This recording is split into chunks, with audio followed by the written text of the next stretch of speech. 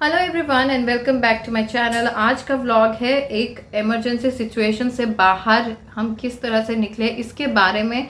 हमारे घर में एक दिन पहले हमारे एसी में शॉर्ट सर्किट के वजह से फायर लग गया, आग लग गया और अचानक से बहुत ही कैओस हो गया हर जगह। बहुत डर गए हम लोग और कुछ सेकंड्स में हमें डिसीजन लेना पड़ा। और किस तरह से हमारे बच्चों ने हमारी मदद की, वो हमारा सपोर्ट सिस्टम बन गए थे। और मेरे साथ मेरे पेरेंट्स भी थे जिन्होंने बहुत मदद की।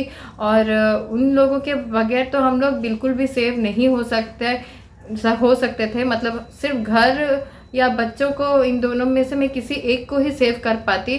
तो क्योंकि मेरे पापा मम्मी भी थे और उन्होंने काफ़ी हेल्प किया, इस वजह से हम घर को भी बचा पाए और बच्चों को भी बचा पाए और हम सब कोई भी सेव हो पाए।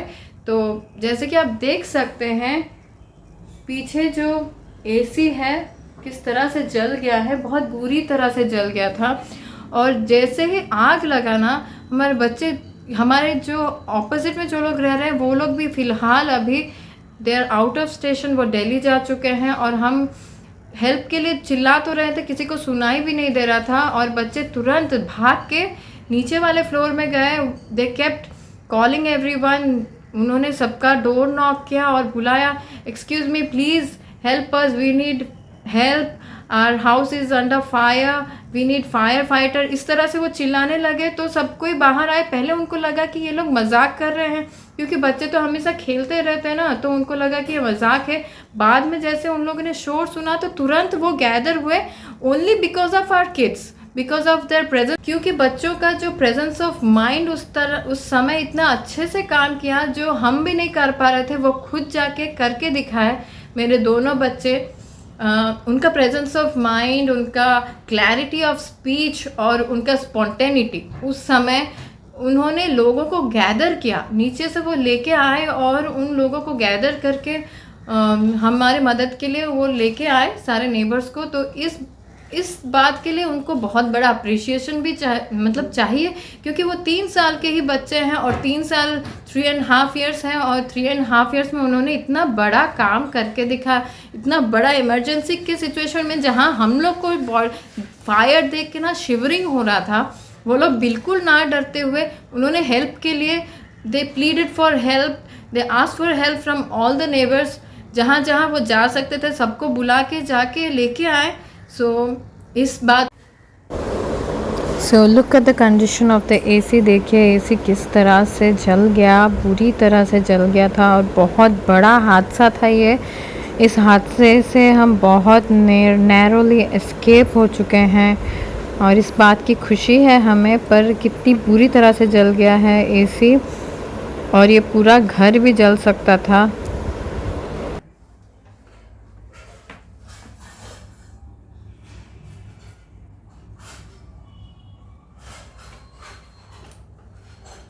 बहुत सारे यूट्यूब चैनल्स हैं, बहुत सारे कार्टून चैनल्स हैं जो हमारे बच्चे देखते हैं, पर इसमें से जो इम्पॉर्टेंट चैनल्स होते हैं, जो अवेयरनेस क्रिएट करता है, इमरजेंसी सिचुएशन में क्या करना चाहिए ये उनके दिमाग में डालता है, उनमें से कुछ चैनल्स हैं Blippi, Peppa pig, little baby बस, ये सारी चीज़, और डोरेमोन। ये सारे चैनल्स जो होते हैं बहुत ही ज़्यादा अच्छे होते हैं बच्चों के लिए, वो अवेयरनेस क्रिएट करता है। और इस वजह से मेरे बच्चों के दिमाग में ये था कि मेरे घर में अगर ऐसा इमरजेंसी सिचुएशन आएगा तो मुझे क्या करना चाहिए। इसी वजह से वो स्पॉन्टेनियसली जाके खुद से इमीडिएटली, इंस्टेंटली बाकी लोगों को जाके बुला पाए, हेल्प के लिए प्लीड कर पाए। मैं भी आप सबको कहना चाहूँगी कि अपने बच्चों के दिमाग में छोटी मोटी चीज़ें डालते रहिए, इमरजेंसी सिचुएशन आने पर क्या करना चाहिए। हर बार मैं अपने बच्चों को कुछ ना कुछ सिखाती हूँ और बोलती हूँ कि इस बंदे का काम क्या है, एक फायर फाइटर क्या करना चाहिए, फायर फाइटर कब चाहिए, एक पुलिसमैन का काम क्या है। और सब ऐसी छोटी छोटी मोटी चीज़ें ना बच्चों को सिखानी चाहिए, ताकि जब भी इमरजेंसी आए तो वो ना डरें और वो भी आपके लिए, आपकी मदद के लिए आपके साथ रहें और आपकी मदद कर पाए। अब मैं आपको बताती हूँ कि हम इस सिचुएशन से कैसे बाहर आ पाए। नंबर 1, उस समय तो मेरे पेरेंट्स लकीली मेरे साथ थे। जैसे कि भगवान होते हैं ना, वैसे वो लोग हमारे साथ थे, मेरे साथ थे, इसीलिए मुझे बहुत हद तक मदद हो पाया। कि मैं अपने घर को बचा पाई। नहीं तो इस सिचुएशन में जनरली क्या होता है, हमारा दिमाग दो डिवीज़न में बट जाता है कि मैं अपने घर को बचाऊं कि मैं अपने बच्चों को बचाऊं। क्योंकि मैं अकेली थी अपने बच्चों के साथ जिस समय यह हादसा हुआ। जनरली मैं अकेली रहती हूं, तो उस दिन मेरे पेरेंट्स थे, तो अगर मैं अकेली होती तो मैं या तो घर को बचा पाती, ऑब्वियसली घर को बचाने से पहले तो मैं बच्चों को ही बचाती। तो मेरे दिमाग में बस यही रहता है कि पहले निकल जाओ घर से, नीचे जाके बच्चों को बचाओ और फिर फायर फाइटर्स को बुलाओ। पर क्योंकि मेरे पेरेंट्स थे, सबसे पहले हमने क्या किया, हमने अपना मेन स्विच जो है पावर का उसको बंद कर दिया। घर का जो मेन पावर का होता है सेटअप, वहाँ पे बंद करना है आपको। उसके बाद हमारा जो इन्वर्टर है, इन्वर्टर को हमने बंद किया। फिर गैस स्टव को बंद किया, क्योंकि हमारा पाइपलाइन सिस्टम है गैस का, तो वो हमने बंद कर दिया। गैस का मेन कनेक्शन बंद कर दिया। फिर सिक्योरिटी को बोला कि पूरा पावर बंद करो अपार्टमेंट का, क्योंकि ये इलेक्ट्रिसिटी से शॉर्ट सर्किट से हो रहा है, तो हो सकता है दूसरों को भी प्रॉब्लम हो सके हमारी वजह से। और बहुत तेज़ी से बढ़ रहा था आग, तो हमें आग को बंद करना था, तो हमने नीचे भी पूरा पावर सप्लाई बंद कर दिया। और ये सब काम बहुत ही इंस्टेंटली करना है, with in fraction of seconds, क्योंकि ये जो हाल हुआ है this has happen in just fraction of seconds.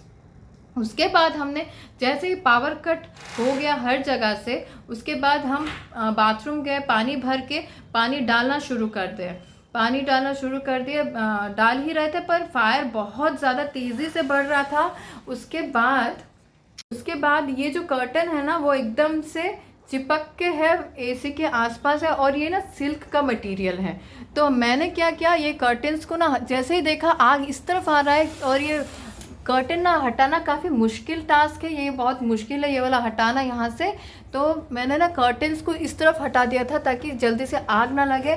और विंडो मैंने क्लोज़ किया, क्योंकि मुझे ऑक्सीजन का सप्लाई बंद करना था। क्योंकि ऑक्सीजन अगर होता ना और ज़्यादा बढ़ जाता, और वैसे भी बढ़ ही रहा था बहुत ज़्यादा, तो हम कंट्रोल नहीं कर पाए। जितना कर सकते थे हमने किया। और फिर वो जो एसी जल रहा था ना, एसी जल के उसका पूरा मेल्ट होकर ना बेड के ऊपर गिरने लग रहा था। तो हमने बेड को पहले पानी डाल के एकदम से बेड को भिगा दिया, ताकि वो बेड पे गिरे भी तो बेड ना खराब हो। को हटाया और बेड को भी थोड़ा साइड कर दिया, ताकि जगह वहाँ पे बन जाए और बेड खराब ना हो, मैट्रेस भी खराब ना हो। बेड और मैट्रेस भी पूरा भिगा दिया था। फिर हमारे नेबर्स भी आए थे, जिन्होंने हमें बेड को हटाने में मदद की। हमारा जो सिक्योरिटी था वो आया, हमारी जो मेड है वो आ गई थी, और सबके मदद से हम बेड को शिफ्ट कर पाए। क्योंकि बेड काफ़ी भारी है, तो बेड को हम अकेले शिफ्ट भी नहीं कर पा रहे थे। वो सब आ गए एकदम से और हमें हेल्प करने लगे, बेड को शिफ्ट कर दिया। और यहाँ पे जो स्टेबलाइज़र था उसको उन्होंने कट करके हटा दिया, एसी से अलग कर दिया। क्योंकि हो सकता था वो इतना ज़्यादा हीट हो गया था ना एसी, हो सकता था कि उसका फायर फिर स्टेबलाइज़र को लग के और बड़ा सा कुछ शॉर्ट सर्किट बड़ा हो सकता था। तो हर जगह से सब कट कर दिया, स्टेबलाइज़र को भी हटा दिया। और उन्होंने बहुत ज़्यादा हेल्प किया।